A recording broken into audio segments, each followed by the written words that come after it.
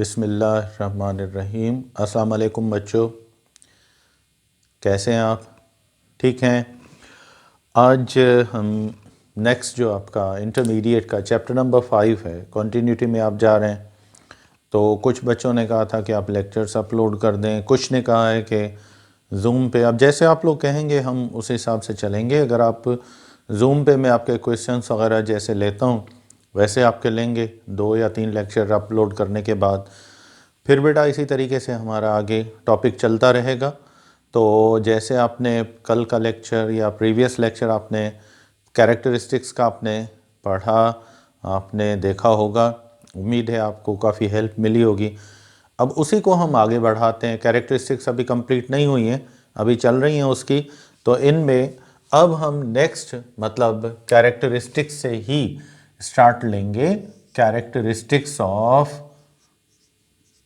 Characteristics of transition elements, यानी जो transition elements हैं उनके कैरेक्टरिस्टिक्स क्या हैं। ठीक है, इनमें आपने कुछ कैरेक्टरिस्टिक्स तो आपने रीड आउट कर लिए थे, ठीक है ना, बहुत सारे आपने रीड आउट कर लिए थे। अब हम आगे जाएंगे इसी से, इन्हीं कैरेक्टरिस्टिक्स से आगे जाएंगे। हमें नेक्स्ट जो कैरेक्टरिस्टिक यहाँ पर स्टडी करना है, जो देखना है, वो कैरेक्टरिस्टिक जो है वो कौन सा है? That one is called electronic,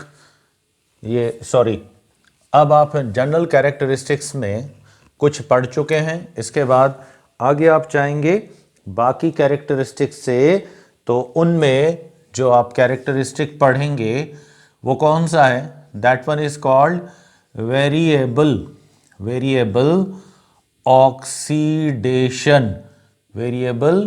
oxidation state. ये आपका नेक्स्ट कैरेक्टर है।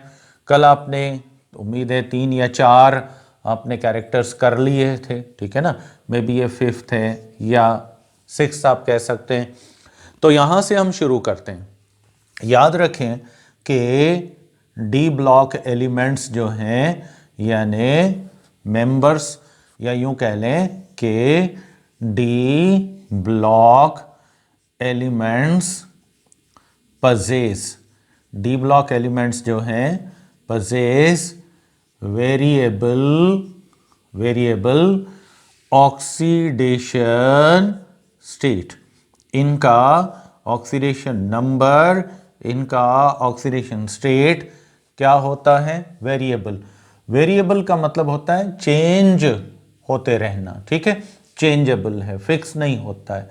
सवाए एक आध एलिमेंट के। हम 10 की बात कर रहे हैं, बाकियों की नहीं करेंगे, फर्स्ट सीरीज की। It is due to minor difference of energy between 3D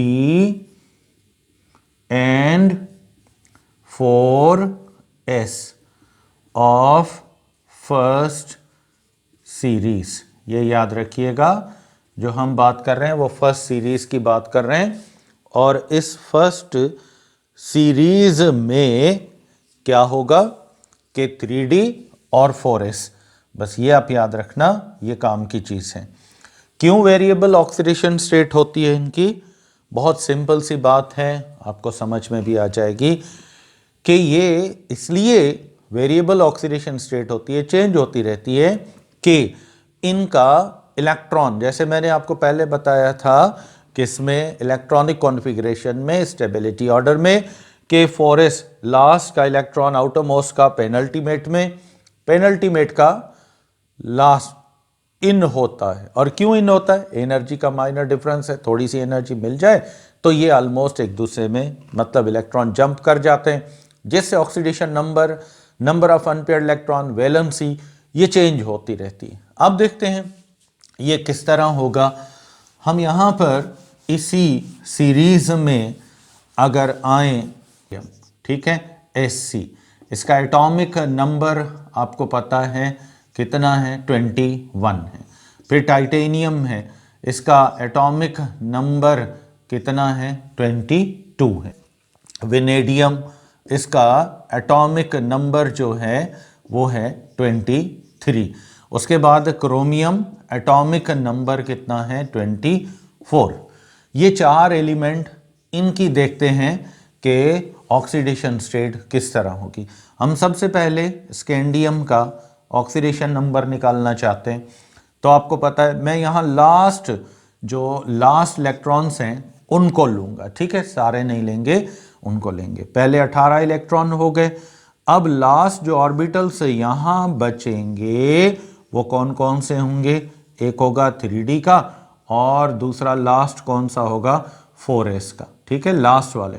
अब 3d में आपको पता है 5 होते हैं, first, second, third, fourth and fifth. Scandium में 4s कॉन्फ़िगरेशन आपको याद है, पहले 2 इलेक्ट्रॉन आपने रख दिए 4s में। अब 3d में आपने क्या रख दिया, 1 रख दिया। कितने इलेक्ट्रॉन रख दिया आपने, 1 रख दिया। तो अब ये क्या करेगा, वेनेडियम क्या करेगा, वेनेडियम अपने ये 2 इलेक्ट्रॉन लूज करेगा। तो इसका ऑक्सीडेशन नंबर, क्योंकि ये p में चले जाएंगे, 4p में, तो यहाँ इसका अगर हम ऑक्सीडेशन नंबर देखें तो 1 d में अनपेयर्ड है, 2 s में है। तो ये 1 इलेक्ट्रॉन अगर स्कैंडियम लूज करे तो ऑक्सीडेशन नंबर कितना हो जाएगा, 1। फिर अगर ये 2 s के भी लूज कर दे, जो बाद में लूज कर सकता है, तो ये कितना हो जाएगा, +3, ठीक है। ये 2 इलेक्ट्रॉन s के और ये 2, 1 d का, 1 d का अगर लूज करेगा तो +1, अगर s के भी दोनों लूज करेगा तो +2, ठीक है। ये हो गया। अब आते हैं उसके बाद टाइटेनियम की तरफ, Ti। इसका भी आप देखो, लास्ट शेल जो है, इसको अगर हम देखें तो 1 2 3 4 5 एंड जनरली 1 2 3 4 5, ये 6, ठीक है, 4 ये हो गए। अब देखते हैं इसका एटॉमिक नंबर टाइटेनियम का कितना है, 22 है। तो ये 4s में कितने आ जाएंगे, 2 इलेक्ट्रॉन। उसके बाद 3d में कितने आ जाएंगे, ये 2 इलेक्ट्रॉन। अब ये 2 इलेक्ट्रॉन अगर d के लूज करता है तो फिर ऑक्सीडेशन नंबर कितना होगा इसका, +2, ठीक है, +2। एक अनपेयर्ड है, ये इस तरह भी होता है, एक लूज करेगा +1, फिर दूसरा अनपेयर्ड लूज करेगा +2, उसके बाद 2 ये लूज करेगा, कितना हो जाएगा, +4, ठीक है। ये हो गया टाइटेनियम के लिए।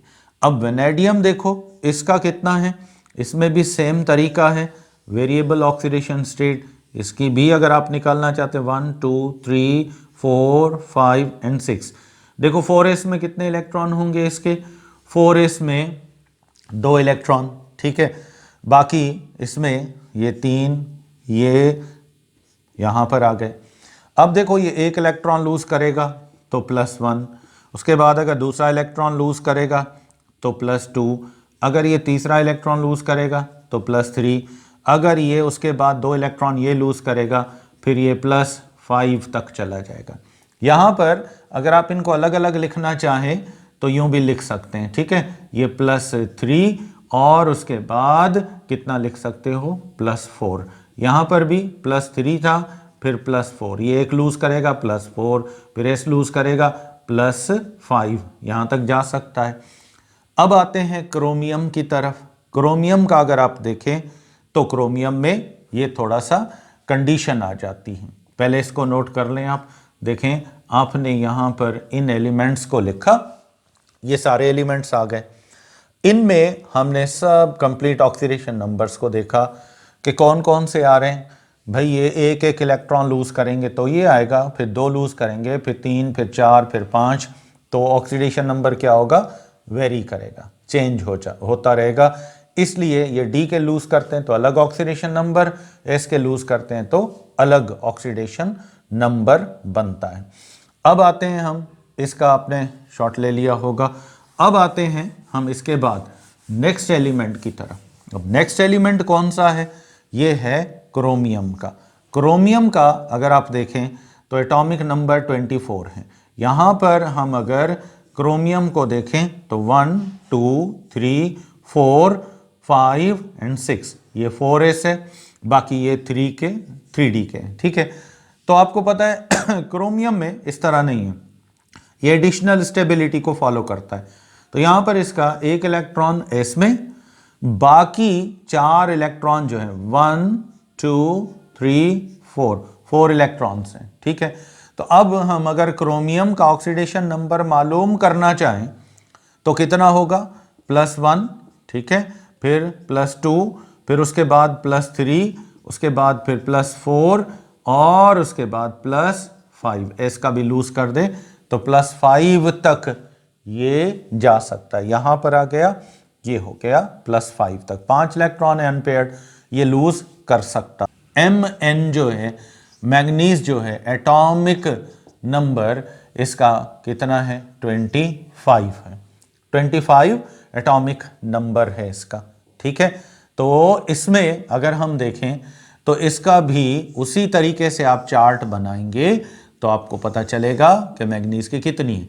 ये 1 2 3 4 5 और ये 6, ये 4s हो गया और ये कितना हो गया, 3d। अब 5 इलेक्ट्रॉन्स हैं तो आपने 4s में एक इलेक्ट्रॉन रखा, ठीक है, बाकी d में आपको पता है हाफ फिल्ड करोगे तो ये हो जाएगा 1, ये 1, फिर 2, फिर 3, फिर 4 और ये कितने हो गए, 5 हो गए, ठीक है।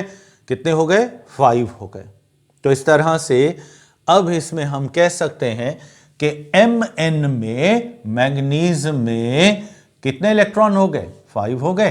तो 5 इलेक्ट्रॉन्स जो हैं, 25 Mn का एटॉमिक नंबर है। आपको पता है क्रोमियम का 24 है और Mn का कितना है, 25। तो Mn की अगर हम ऑक्सीडेशन स्टेट देखें तो S का लूज करें +1, फिर ये D के 5 हैं, माना दूसरा लूज करेगा D का एक, +2, +3, +4, +5 और +6। देखो हाईएस्ट ऑक्सीडेशन नंबर यहाँ किसका बन रहा है, Mn का बन रहा है, मैग्नीज का। अब आते हैं इसके बाद आयरन की तरफ। आयरन Fe एटॉमिक नंबर कितना है इसका, 26 है। तो इसकी अगर आप ऑक्सीडेशन स्टेट, इसका अगर आप ऑक्सीडेशन नंबर लिखना चाहें 1 2 3 4 5 एंड 6, ये 4s हो गया, ये 3d हो गया।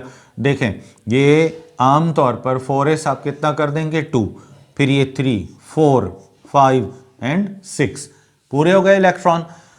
अब इसमें ये क्या करेगा, आयरन क्या करेगा, ये 2 इलेक्ट्रॉन इसके लूज करेगा तो +2, ठीक है, +2।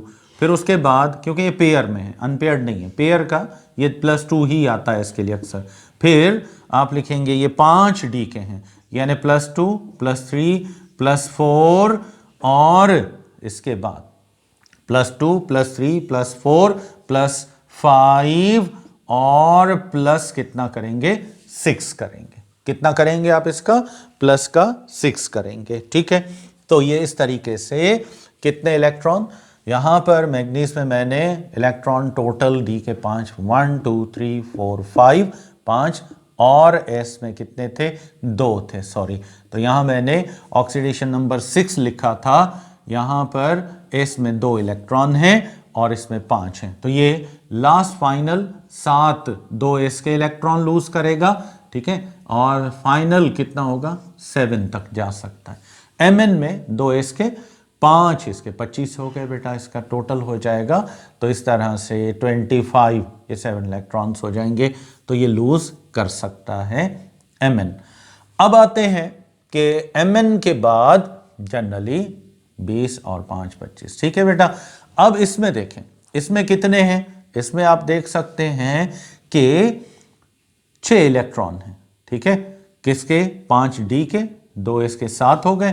तो देखें 2 ये इलेक्ट्रॉन और उसके बाद यहां पर ये लूज कर रहा है d के इलेक्ट्रॉन 1 2 3 4 एंड 5 और ये 2 इलेक्ट्रॉन्स। अब आते हैं कि आयरन क्या करेगा। आयरन का 26 एटॉमिक नंबर है, एक आपने यहां पे रख दिया, ये तो हो गया पेयर में ना, किस में हो गया, पेयर में। पेयर तो लूज नहीं करेगा। एस का अलबत्ता पी में जाता है, इस वजह से एस का पी में जाता है, हम इकट्ठा 2 लिख देते हैं, +2, फिर ये लूज करेगा +3, फिर ये लूज करेगा +4, फिर ये लूज करेगा +5, फिर ये लूज करेगा +6। अब ये क्यों नहीं लूज करेगा? क्योंकि 6 इलेक्ट्रॉन थे ना, 2 इसमें आ गए, 6 डी में आ गए। आप देखो कितना हो गया, +6 हो गया। तो इसका ऑक्सीडेशन नंबर हाईएस्ट कितना होगा, 6, लोएस्ट कितना होगा, +2। ठीक है, और यहाँ पर भी Mn में अगर आप स्टार्ट करेंगे तो +1 से आप स्टार्ट नहीं करेंगे, Mn का आप लिखेंगे +2, क्योंकि S का +2 से ही स्टार्ट होगा। ठीक है, अब आते हैं उसके बाद आयरन। आयरन के बाद नेक्स्ट एलिमेंट जो है वो है कोबाल्ट। ठीक है, कोबाल्ट, कोबाल्ट का एटॉमिक नंबर कितना है, 27। तो इसका भी अगर आप बनाएंगे तो आपको यहाँ पर ऑक्सीडेशन स्टेट ऐसे निकालोगे। ठीक है, कॉन्फ़िगरेशन 1 2 3 4, ये 5 और ये 6 आपने कर दिया। ठीक है, ये हो गया 4s, 1 2 3 4 5, ये हो गया 3d। तो कितना है, 27, s में 2 इलेक्ट्रॉन। ठीक है, बाकी 3 4 5 6, ठीक है, ये 20 तक थे, 7 ये 5 ये हो गए, 6 और ये कितने हो गए, 7। अब देखो अनपेयर्ड, एस वाले लूज करेगा तो +2, बाकी ये लूज करेगा डी का +3, फिर ये लूज करेगा +4, फिर ये लूज करेगा +5। तो आप बताएं ये पेयर लूज करेगा? नहीं, पेयर वाले तो लूज डी वाले नहीं करेगा, ये पेयर वाला पी में चला जाता है, जैसे एस ब्लॉक में होता है वैलेंसी निकालते हो ऐसे। तो अब लोएस्ट ऑक्सीडेशन नंबर कितना है, +2, हाईएस्ट कितना है, +5। ठीक है, ये किसका हो गया, कोबाल्ट का। अब हम आते हैं नेक्स्ट एलिमेंट की तरफ, और नेक्स्ट कौन सा है, निकिल का। निकिल की अगर कॉन्फ़िगरेशन बनाए, एटॉमिक नंबर कितना है, 28। कितना है, 28 है।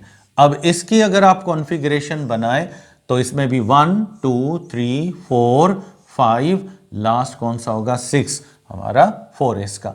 अब देखो 4s में 2 इलेक्ट्रॉन रखे तो ये तो हो गए 20।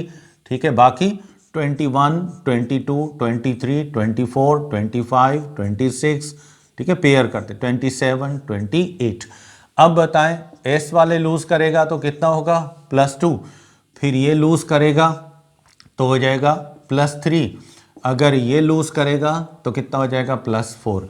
ये पेयर लूज करेगा? नहीं, पेयर बिल्कुल लूज नहीं करेगा।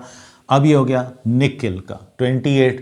अब आते हैं सेकंड लास्ट कॉपर का। मैं सबका आपको निकाल के बता रहा हूं ताकि आप जब रीड आउट करें तो आपको ऑक्सीडेशन नंबर इनका आना चाहिए। कॉपर, कॉपर का एटॉमिक नंबर कितना है, 29।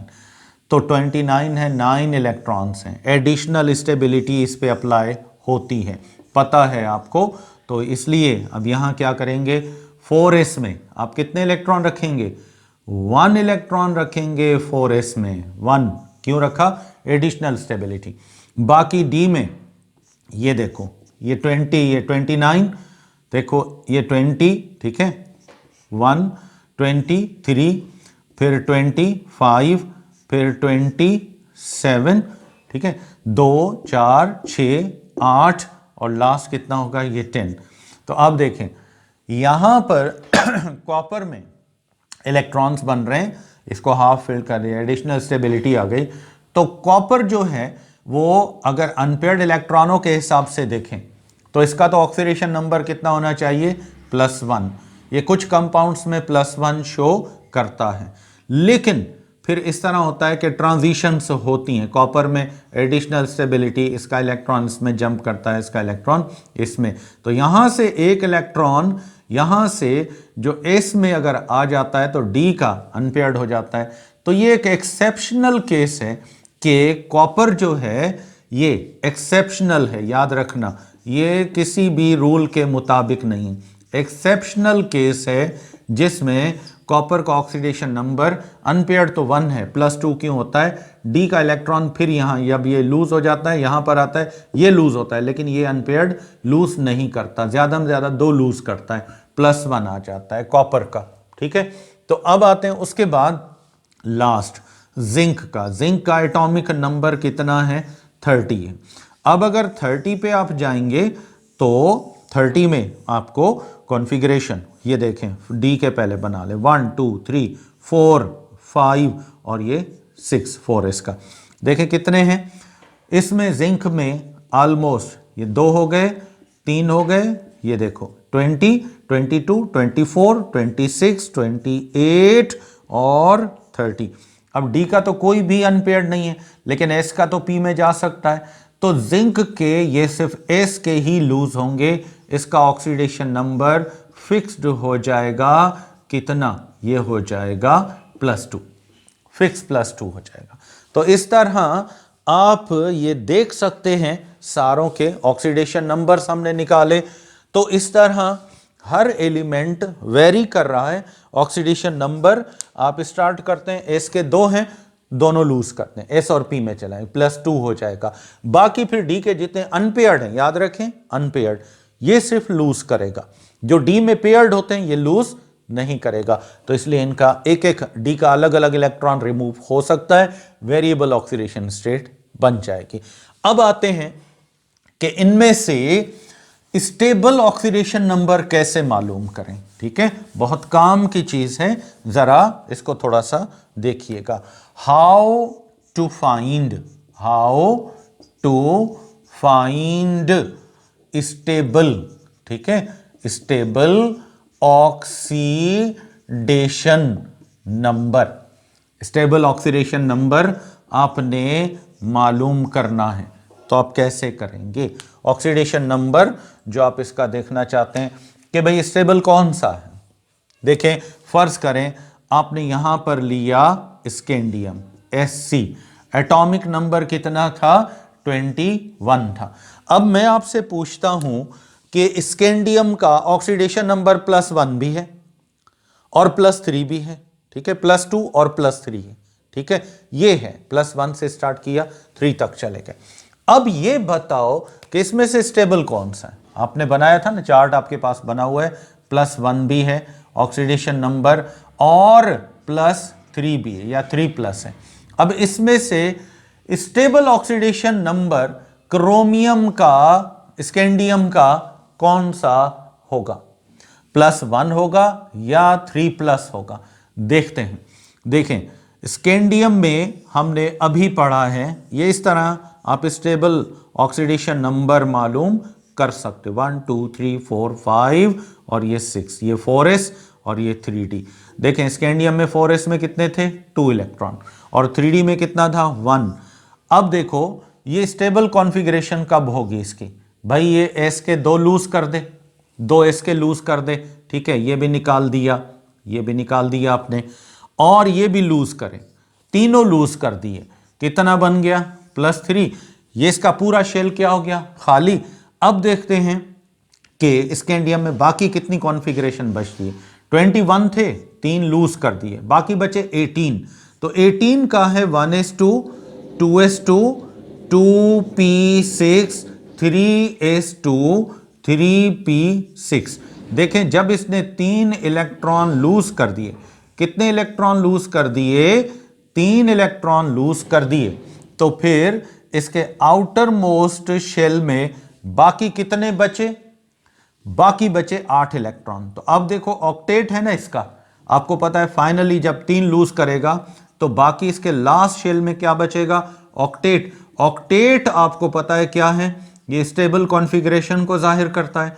तो आप ऑक्सीडेशन नंबर जो इतना आप उसका उठाएं जिससे उसका लास्ट क्या बचे, ऑक्टेट बचे, क्या बच जाए, ऑक्टेट बच जाए। अगर ऑक्टेट बचता है उसका तो स्टेबल कॉन्फ़िगरेशन उसकी हो जाएगी जीरो ग्रुप जैसी हो जाएगी, नोबल गैसेस जैसी हो जाएगी जो कि स्टेबल होती है। तो इसलिए अब इसका ऑक्सीडेशन नंबर स्टेबल कौन सा होगा, ये वाला होगा, +3। +1 से स्टेबल नहीं होगा, +1 से डी का लूज कर देगा, ये डी का, ठीक है, लेकिन एस में तो है ना। अब लास्ट शेल इसका ऑक्टेट तो नहीं होगा, एस होगा डुप्लेट, डुप्लेट तो स्टेबल नहीं है ना। स्टेबल कौन सा है, ये वाला है, जब ऑक्टेट आ जाए, तो इसलिए +3 इसका क्या है, स्टेबल है, ठीक है। अब आपसे पूछें कि स्कैंडियम का स्टेबल ऑक्सीडेशन नंबर कौन सा है, +1 नहीं होगा। इसका स्टेबल ऑक्सीडेशन नंबर जो है वो कौन सा है, 3+ है, +3 है। कर लिया आपने। अब आते हैं नेक्स्ट की तरफ, ठीक है। स्कैंडियम का तो हमने स्टेबल ऑक्सीडेशन नंबर ले लिया। अब हम लेते हैं टाइटेनियम का, ठीक है। Ti, टाइटेनियम जो है एटॉमिक नंबर है 22। चले अब इसका देखते हैं कि इसके ऑक्सीडेशन नंबर्स कौन कौन से और स्टेबल ऑक्सीडेशन स्टेट इसकी कौन सी होगी, ये स्टेबल ऑक्सीडेशन नंबर कौन सा होगा। भाई ये 4s हो गया और ये कितना हो गया 3d। भाई 18 को छोड़ दें, बाकी 20, ठीक है। ये 2 इलेक्ट्रॉन, ये कितने हो गए 20, 21, 22। अब अगर हम इसका बनाए तो ये +2 बन रहा है, ठीक है, ऑक्सीडेशन नंबर। फिर ये D का लूज करेगा, ये लूज करे तो +2, ये एक लूज करे अनपेयर्ड तो +3, उसके बाद अगर ये भी अनपेयर्ड लूज करे तो कितना हो जाएगा +4।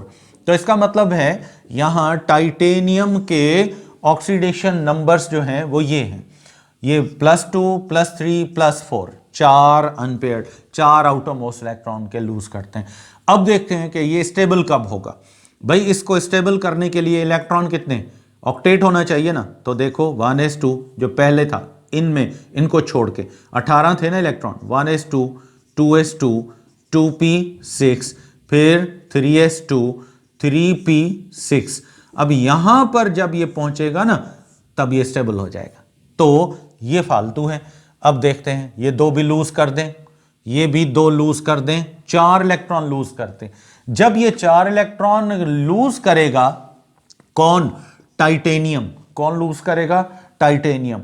अब देख लो, अब इसका फाइनल ऑर्बिटल कौन सा बचेगा, ऑक्टेट, जो कि स्टेबल कॉन्फ़िगरेशन होगी, इसकी 0 ग्रुप वाली होगी, स्टेबल कॉन्फ़िगरेशन हो गई। तो इस वजह से स्टेबल कब हुई, जब आउटर मोस्ट में चारों क्या कर दिए इसने, लूज कर दिए, क्या कर दिए, लूज कर दिए। तो इसलिए अब यहां इसका stable oxidation number, highest stable oxidation state कौन सा होगा, ये होगा +4, स्टेबल ऑक्सीडेशन नंबर। तो इस तरह अगर आपको क्वेश्चन मिलता है कि स्टेबल ऑक्सीडेशन नंबर मालूम करें तो क्या करें, कॉन्फ़िगरेशन लिखें, आखिरी शेल की भी कॉन्फ़िगरेशन लिख लें और वहां पर आपने स्टेबल कॉन्फ़िगरेशन अगर देखनी है, लास्ट उसका देखिए ऑक्टेट पूरा बन रहा है, जितने रिमूव कर दें अनपेयर्ड सारे रिमूव करें, इंक्लूडिंग एस को भी रिमूव कर दें। जब उसका लास्ट शेल ऑक्टेट बच जाए, समझे स्टेबल कॉन्फ़िगरेशन है, तो स्टेबल तक पहुंचने के लिए वो कितने लूज करेगा, वो जितने लूज करेगा, this will be called the stable oxidation number of this element. तो इस तरह ये वेरिएबल ऑक्सीडेशन स्टेट्स होती हैं किसकी, एलिमेंट्स की, और ये आप मालूम कर सकते हैं। आ जाएगा समझ में आपको।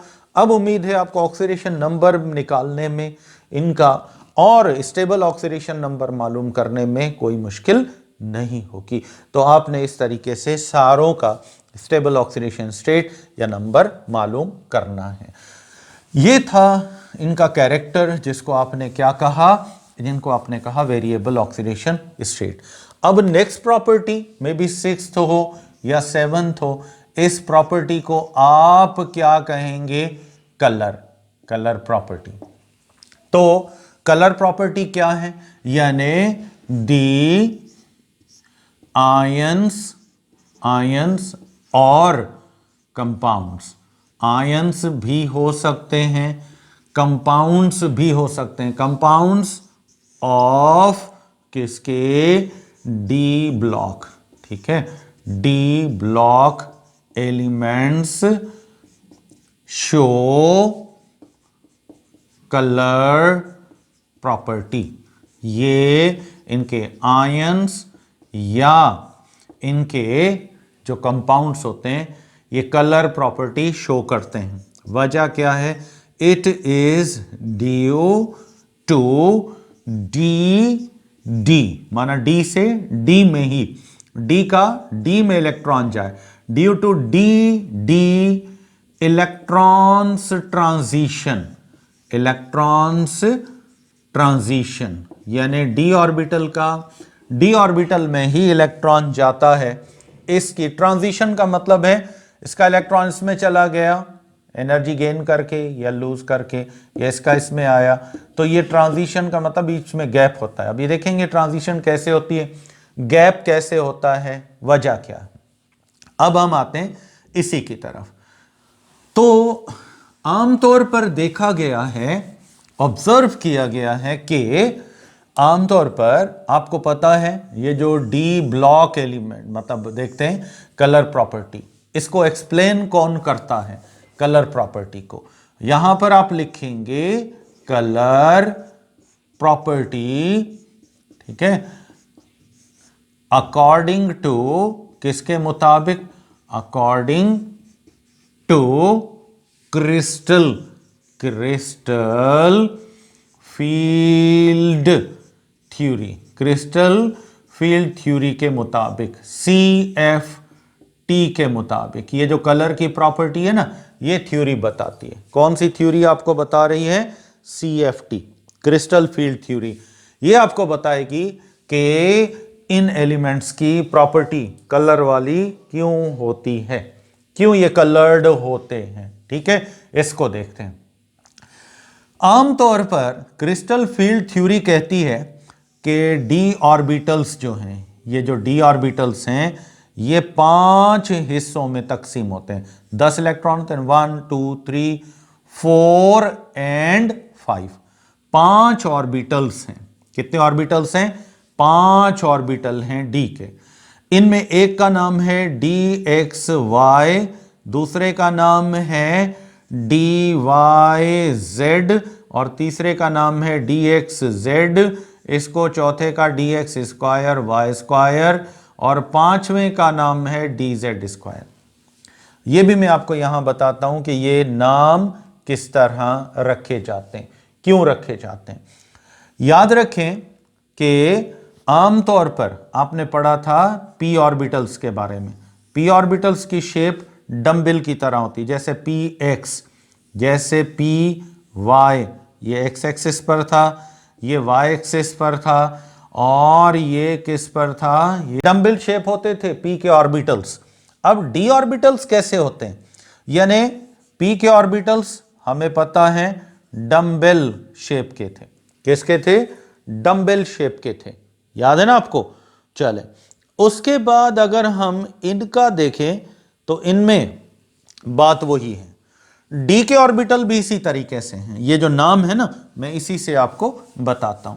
अब डी ऑर्बिटल्स जो हैं ये किस तरह हैं, डी ऑर्बिटल्स की भी शेप याद रखिएगा, शेप ऑफ डी ऑर्बिटल्स की शेप इज डंबल लाइक। कौन सी है, डंबल लाइक, इस जैसी। लेकिन फर्क क्या है, याद रखें p में तो सिंगल डंबल था, लेकिन d ऑर्बिटल जो हैं, हर एक d का ऑर्बिटल क्या होगा, डबल डंबल। एक डंबल पर नहीं होगा, ये 2 डंबल्स पर होगा, डबल डंबल पर मुश्तमिल होगा। कैसे, देखो ये x एक्सिस और ये y एक्सिस, एक्सिस तो आते हैं ना आपको, यहां से आपको कंसेप्ट मिल जाएगा। ठीक है, ये है x एक्सिस, इस पर एक डंबल बनेगी और दूसरी कहां पर बनेगी, y एक्सिस पर। ठीक है, तो d के ऑर्बिटल्स जो हैं, d के 2 इलेक्ट्रॉन, हर एक डंबल में एक एक इलेक्ट्रॉन इस तरह घूमेगा, इस तरह ये हो जाएगा। देखो ये इस ऑर्बिटल का अब नाम समझो, 2 डंबल्स एक साथ मिलेंगे तो एक डी का क्या बनेगा, ऑर्बिटल बनेगा। अब यहां देखो कौन कौन से एक्सिस पर 2 डंबल हैं डी के, एक एक्स एक्सिस पर है, दूसरा वाई एक्सिस पर। तो आपने इस डी के सब लेवल को क्या कहा, DXY। अब ये पेयर ऑफ इलेक्ट्रॉन जो है ये क्या करेगा, ये मूव करेगा इस तरह। ये इलेक्ट्रॉन्स जो हैं ये मूव करते रहते हैं इस तरह से, यानी पूरे डंबल में यूं जाएंगे, फिर यूं जाएंगे, फिर यूं जाएंगे, इस तरीके से। ये दोनों इलेक्ट्रॉन एक साथ भी आप रख सकते हैं, यूं घूम के, यूं जाके, फिर यूं, इस तरीके से ये मूव कर सकते हैं। तो ये DXY हो गया। ठीक है, जो एक्स और वाई डंबल पर मूव कर रहे हैं इलेक्ट्रॉन, दोनों इलेक्ट्रॉन मूव कर रहे हैं, ये एक डंबल हो गया। अब दूसरा डंबल जो है, ये जरूरी नहीं है कि एक ही हो, ये जेड एक्सिस पर भी होते हैं और यहां पर ये देखो, ये इसका एक का वाई का, अब एक आ गया, दूसरा इसके पीछे बैक साइड पे भी हो सकता है। और ये देखो, ये यहां पर आ गया, ये अब एक वाई पर है और दूसरा जेड पर है, तो नाम क्या दे दिया, डी वाई जेड। ठीक है, तो ये दोनों डंबल एक वाई एक्सिस पर और एक जेड एक्सिस पर हो गया, आपने ये नाम दे दिया। ठीक है, तो इस तरीके से ये डंबल्स बनते जाते हैं और इनके नाम रखे जाते हैं। माना डी ऑर्बिटल्स जो हैं वो दो डंबल्स पर मुश्तमिल होते हैं, इसलिए नाम D X Y, D Y Z, D X square. ये अब आते हैं स्क्वायर क्यों देते हैं। ये स्क्वायर इसलिए देते हैं कि उनकी एनर्जी जो एक्सिस पर होते हैं ऑर्बिटल्स, उनकी ज्यादा होती है, और जो बिटवीन एक्सिस होते हैं उनकी एनर्जी अलग होती है, कम होती है। तो ये सारे अब हम यहां पर लिख सकते हैं कि डी के अंदर ऑर्बिटल्स की तादाद, किसकी तादाद, ऑर्बिटल, 1 2 3 4 और ये 5 ऑर्बिटल्स हैं, 5 ऑर्बिटल्स हैं। ठीक है, इनमें पहला डी एक्स वाई, दूसरा D Y Z, D X Z तीसरा, फिर डी एक्स स्क्वायर। स्क्वायर का मतलब है इनकी एनर्जी इनसे ज्यादा होती है, हायर होती है, और ये डी जेड स्क्वायर। ये है, समझे कितने ऑर्बिटल्स हो गए, ऑर्बिटल्स हो गए 5। ये पांचों के पांचों जब तक एलिमेंट ग्राउंड स्टेट में है, ग्राउंड स्टेट में कोई इसके करीब मैग्नेटिक फील्ड नहीं, इलेक्ट्रिक फील्ड नहीं है, इनको कहा जाता है डी जेनरेटेड ऑर्बिटल्स। क्या कहते हो, D generated orbitals. D generated orbitals का मतलब है orbitals of equal energy, orbitals of equal energy या सेम एनर्जी, एनर्जी सेम है, पांचों की एनर्जी सेम है। जो इलेक्ट्रॉन डी जेड स्क्वायर में है वही इलेक्ट्रॉन इसमें भी आ सकता है, इसमें, इसमें, सब में, इसका इसमें जा सकता है। कोई एनर्जी का डिफरेंस नहीं चाहिए, कोई इजाफी एनर्जी नहीं चाहिए, पांचों स्पेसिस इक्वल है एनर्जी में। नाम दे दिया D generated orbitals, means orbitals of equal energy. पर कब ये इक्वल होंगे, याद रखिएगा, एब्सेंस ऑफ इलेक्ट्रिक और मैग्नेटिक फील्ड। इलेक्ट्रिक फील्ड है उसका या फिर मैग्नेटिक फील्ड है उसकी गैर मौजूदगी में, गैर मौजूदगी में कोई मैग्नेटिक फील्ड नहीं है, कोई इलेक्ट्रिक फील्ड नहीं है, गैर मौजूदगी में है, तब ये सारे क्या होंगे, एक बराबर होंगे, एनर्जी का कोई डिफरेंस नहीं होगा, ना कोई बड़ा ना कोई छोटा, ना हायर लेवल ना लोअर, सारों में इलेक्ट्रॉन एक ही एनर्जी वाला आ सकता है। अब आते हैं जब इन्हीं ऑर्बिटल्स को क्या करेंगे, इन ऑर्बिटल्स को अब देखो कि क्या कर रहे हैं, हमने स्ट्रॉन्ग मैग्नेटिक फील्ड 1 2 3 4 और ये 5, ठीक है, D X Y, D Y Z, D X Z, D X square, Y square, D Z square. अब आप इनको क्या कर रहे हैं, in the presence of strong magnetic field, अब आप इनके करीब लेकर आ रहे हैं, presence of strong magnetic field, आप इन ऑर्बिटल्स के करीब स्ट्रॉन्ग मैग्नेटिक फील्ड लेकर आए। तो जैसे ही आप स्ट्रॉन्ग मैग्नेटिक फील्ड लेकर आए, क्रिस्टल फील्ड थ्योरी कहती है, सारे पॉइंट क्रिस्टल फील्ड थ्योरी के, डीजेनरेटेड होना भी क्रिस्टल फील्ड थ्योरी बताती है। अब ये क्रिस्टल फील्ड थ्योरी कह रही है कि जैसे ही स्ट्रॉन्ग मैग्नेटिक फील्ड आप इनके करीब लाओगे तो अब क्या होगा, ये ऑर्बिटल्स दो अलग अलग ग्रुप्स में तकसीम हो जाएंगे। यहां लिखेंगे डेल्टा नॉट, ठीक है। यहां पर यूं लिख सकते हो, डेल्टा एन लिखकर यूं दे दो, ठीक है। इसको आप डेल्टा एन भी लिख सकते हो या फिर डेल्टा नॉट, अब नॉट लेना चाहो यूं भी लिख सकते हो, यहां 0 दे दो। अब जैसे ही आपने स्ट्रॉन्ग मैग्नेटिक फील्ड अप्लाई कर दी तो क्या होगा, जो ये 3 ऑर्बिटल्स थे ये अलग हो जाएंगे। 3 कौन कौन से हैं, डी एक्स वाई, उसके बाद D X Z, D Y Z, ये हैं। और 2 ऑर्बिटल्स कौन कौन से हैं, D X square Y square और डी जेड स्क्वायर। ये समझो 2 हिस्सों में ऑर्बिटल्स तकसीम हो जाएंगे। कौन कौन से हो जाएंगे, ये D X Y, D X Z, D Y Z, ठीक है, ये हो जाएंगे और ये ऑर्बिटल्स अलग हो जाएंगे, ठीक है। अब इस अमल को आप क्या कहेंगे, इस अमल को जब स्ट्रॉन्ग मैग्नेटिक फील्ड आएगी तब इसके मौजूद करीब लाओगे तो यहां क्या होगा, crystal field splitting. Crystal field क्या होगी, स्प्लिटिंग, टूटेगी। इस अमल को कहते हैं क्रिस्टल फील्ड स्प्लिटिंग। अब ऑर्बिटल्स अलग हो गए, पांचों एक जैसे नहीं एनर्जी में। स्ट्रॉन्ग मैग्नेटिक फील्ड करीब लेकर आए, उसने तोड़ दिया, तकसीम कर दिया इनको एनर्जी के हिसाब से 2 ग्रुपों में, एक लोअर एनर्जी लेवल वाला और दूसरा हायर एनर्जी लेवल वाला, ठीक है। इनको आमतौर पर ये जो ऑर्बिटल्स हैं ऊपर वाले जो हायर एनर्जी वाले हैं, इनको आप क्या कहेंगे, ईजी, ईजी ऑर्बिटल्स। क्या कहोगे इनको, ईजी ऑर्बिटल्स कहोगे, ठीक है, ईजी ऑर्बिटल्स। और जिनकी एनर्जी इनसे कम है, 3 है, ट्रायो, इनको कहा जाता है T2G, ठीक है।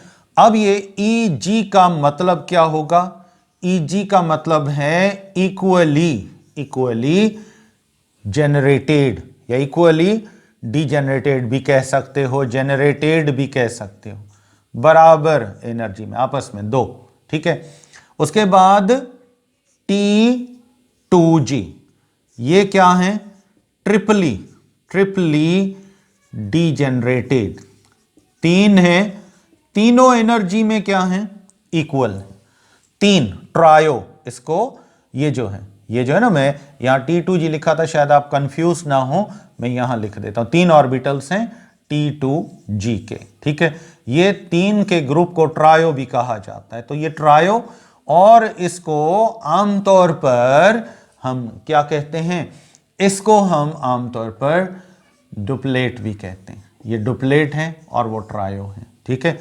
तो ये 3 का ग्रुप और ये 2 का ग्रुप, ये हो गया। अब एनर्जी ज्यादा किसकी है, ये डुप्लेट की है, ईजी की, और ट्रायो यानी T2G की जो एनर्जी है ये कम है। पर ये कितनी कम है, अब इलेक्ट्रॉन फर्ज करो इलेक्ट्रॉन यहां पर है, T2G में, इसमें है, इसने यहां जाना है, किसमें, स्ट्रॉन्ग मैग्नेटिक फील्ड की मौजूदगी में, किसमें जाना है, ईजी में जाना है। तो अब यहां इसको क्या करना है, इसको क्या चाहिए कि ये चला जाए, इसको चाहिए फोटॉन। क्या चाहिए, फोटॉन। एनर्जी इलेक्ट्रॉन्स को फोटॉन्स के जरिए मिलती है। ये फोटॉन कौन सा चाहिए, जो इसको यहां से ये एब्जॉर्ब करेगा और यहां चला जाएगा, फोटॉन ऑफ विजिबल लाइट, यानी विजिबल लाइट वाली फ्रीक्वेंसी, विजिबल लाइट वाला फोटॉन इसको चाहिए, फोटॉन चाहिए विजिबल लाइट वाला। तब ये इलेक्ट्रॉन, यूं कह लो कि ये विजिबल लाइट एब्जॉर्ब करेगा और किस में जाएगा, ये T2G से EG में जा सकता है, ठीक है। विजिबल लाइट, अल्ट्रावायोलेट ज्यादा एनर्जी है, वो नहीं चाहिए, इंफ्रारेड नहीं चाहिए, उसके माइक्रोवेव, एक्सरेज, वो फोटॉन नहीं चाहिए। कौन से फोटॉन चाहिए इनको, विजिबल लाइट वाला रीजन चाहिए, सारे का सारा इसको चाहिए, ये एब्जॉर्ब करेगा, उसके बाद फिर ये चला जाएगा किसमें, इसमें, EG में। अब देखते हैं कि इसी को हम आगे बढ़ाते हैं बात को। यहां तक समझ में आई। अब आते हैं, ये क्रिस्टल फील्ड स्प्लिटिंग हो गई, माना जो डी ऑर्बिटल्स थे वो डिवाइड हो गए किसमें, दो हिस्सों में। अब यहां पर मैं इसको और वाजे करके बना रहा हूं ताकि आपको क्लियरली नजर आ जाए। देखें, ये इलेक्ट्रॉन्स जो हैं, ये एक dx स्क्वायर और y स्क्वायर, और दूसरा कौन सा है, dz स्क्वायर, इनको आपने नाम दिया Eg ऑर्बिटल्स। ठीक है, ये कौन से थे, dxy, उसके बाद dyz और उसके बाद dxz। यहां पर एनर्जी का अगर हम डिफरेंस देखें, डेल्टा नॉट देखें, तो ये कितना है, ये विजिबल लाइट की फ्रीक्वेंसी। बस विजिबल लाइट इसको आप दे दें, ये इनको मिले, ये यहां से इलेक्ट्रॉन को मिले, इलेक्ट्रॉन यहां से जा सकता है यहां पर। इसमें जो इलेक्ट्रॉन यहां पर था, ये इलेक्ट्रॉन अब एनर्जी गेन करेगा, पर कौन सी, विजिबल लाइट, ये फ्रीक्वेंसी एब्जॉर्ब करेगा, फिर यहां पर आ सकता है। डिफरेंस ही इतना है, विजिबल लाइट जितनी एनर्जी का डिफरेंस है ये मिल जाए, यहां आ जाएगा। पर आपको पता है विजिबल लाइट जो है, विजिबल लाइट कोई एक कलर की तो नहीं होती है, वायोलेट, इंडिगो, ब्लू, ऑरेंज, ठीक है, और येलो, उसके बाद रेड, ठीक है, सारी विजिबल लाइट के मुख्तलिफ फोटॉन्स होते हैं, मुख्तलिफ रीजन्स होते हैं, विजिबल लाइट के फोटॉन्स होते हैं, ठीक है। और ये जो सारे के सारे फोटॉन्स तो इसको मिल गए, इलेक्ट्रॉन को एनर्जी जज़ब की। अब क्या, ये जो एनर्जी का रीजन है, ये एनर्जी का रीजन विजिबल लाइट का, क्या ये सारे का सारा, सारे की सारी लाइट जितनी विजिबल में 7 कलर्स की है, ये सारी मिलेगी, क्या ये सारी एब्जॉर्ब करके ऊपर जाएगा? थोड़ा सा यहां पे बात अब आती है समझ की, यहां समझेंगे बात क्लियर हो जाएगी। इसको मिलेगी तो सातों रंगों में रोशनी, इसमें हो, इसमें हो, इसमें हो, सातों रंगों की रोशनी जज़ब मिलेगी इसको। लेकिन यहां जाने के लिए, यहां पर कोई 3D में जाएगा, कोई 4D में, कोई 5D में, अलग अलग है रीजन, एनर्जी अलग, डिफरेंस अलग होगा थोड़ा कहीं कहीं। तो अब ये इलेक्ट्रॉन जो dxy में है, ये अगर यहां जाना चाह रहा है तो ये क्या करेगा, सारे के सारे सातों रंगों की रोशनी, सातों फोटॉन जज़ब नहीं करेगा, ये कुछ हिस्सा विजिबल लाइट का क्या करेगा, एब्जॉर्ब करेगा, विजिबल लाइट का कुछ हिस्सा एब्जॉर्ब करेगा, और कुछ हिस्सा यही इलेक्ट्रॉन ऊपर जाते वक्त, यहां जाते वक्त कुछ एब्जॉर्ब करेगा, और कुछ हिस्सा ये क्या करेगा, जो इसको जरूरत नहीं है फ्रीक्वेंसी, इसको मखसूस फ्रीक्वेंसी चाहिए यहां जाने के लिए। ये जो रोशनी है, ये इलेक्ट्रॉन विजिबल लाइट में से ली सारी, कुछ इसने क्या की, सम रीजन कुछ हिस्सा इसने क्या कर दिया, इमिटेड, विजिबल लाइट का इमिट कर दिया। अब जो उसने हिस्सा एब्जॉर्ब किया, 7 रंग थे, कुछ हिस्सा पीला, नीला, 2 कलर एब्जॉर्ब कर लिए, बाकी क्या कर दिए, इमिट कर दिए। अब ये जो हो सकता है एक कलर भी इमिट करे, सारे जज़ब कर ले, एक इमिट करे, या सारे इमिट कर दे, एक जज़ब कर ले, फिर अलग मिक्सचर ऑफ कलर, अलग रोशनी आएगी। तो वो हिस्सा जो वो एब्जॉर्ब कर रहा है, ये आपको नजर नहीं आएगा। वो हिस्सा लाइट का जो इलेक्ट्रॉन यहां से यहां जाते वक्त क्या करेगा, इमिट करेगा। यही रोशनी इसी आइन का, इसी कंपाउंड का क्या नजर आएगा, हमें कलर नजर आएगा। क्या नजर आएगा, कलर नजर आएगा। याद रखिएगा, कलर विजिबल होगा। तो ये कलर हमें जो नजर आएगा, यही उस कॉम्प्लेक्स के आइन का, उस कंपाउंड का क्या होगा, कलर कहलाएगा। क्या कहलाएगा, कलर। फर्ज करो इसने 6 के 6 कलर, जैसे कॉपर का है, कॉपर का कैटाइन बाकी सारी रोशनी तो एब्जॉर्ब कर लेता है, लेकिन ब्लू लाइट को एब्जॉर्ब नहीं करता, इमिट कर देता है। तो अब उस कैटाइन का कंपाउंड जो बनेगा, उसका कलर कौन सा होगा, ब्लू होगा। क्या होगा, ब्लू होगा, क्योंकि ब्लू वो ले ही नहीं रहा, वो इमिट कर रहा है। इसी तरीके से आम चीज़ें ज़िंदगी में आप देखते हैं, जैसे हमें फ्लावर्स नज़र आते, कोई येलो कलर का, कोई ग्रीन, जैसे रोज़, गुलाब जैसे। ये गुलाबी कलर तो हमें नज़र आता है, पिंक कलर का तो हमें नज़र आता है, लेकिन बाकी कलर नज़र नहीं आते। क्यों? क्योंकि इसके अंदर जो मटेरियल मौजूद है बाकी सारी विजिबल लाइट को एब्जॉर्ब कर रहा है, उसके रीजन को एब्जॉर्ब कर रहा है, लेकिन पिंक कलर को वो वापस भेज रहा है। तो यही हमें वापस भेज रहा है, हमें नज़र आ रहा है पिंक कलर, इसलिए उसकी पंखड़ियों का कलर कौन सा होता है? पिंक। जो फ्लावर येलो हैं, समझे बाकी सारी फ्रीक्वेंसीज को तो एब्जॉर्ब कर रहा है मटेरियल उनके अंदर जो है, लेकिन येलो कलर को एब्जॉर्ब नहीं कर रहा, वही हमें येलो कलर नज़र आ रहा है। ट्रांजिशन मेटल्स में भी यही है, जब इनका इलेक्ट्रॉन ईजी ऑर्बिटल से T2G में जाएगा तो इसको चाहिए तो विजिबल लाइट का ही कुछ हिस्सा, अब जो हिस्सा वो एब्जॉर्ब करता है वो तो हमें नहीं नजर आता, जो हिस्सा वो इमिट करेगा, वापस करेगा, वो हमें यहाँ पर नजर आएगा। तो इस तरह से हम कह सकते हैं कि ये ट्रांजिशन मेटल्स जो हैं ये कलर प्रोड्यूस करते हैं। क्या करते हैं? कलर प्रोड्यूस करते हैं। तो ये थी इनकी कलर की प्रॉपर्टी। उम्मीद है आपको समझ में आ गई होगी। अब हम जाते हैं नेक्स्ट प्रॉपर्टी की तरफ।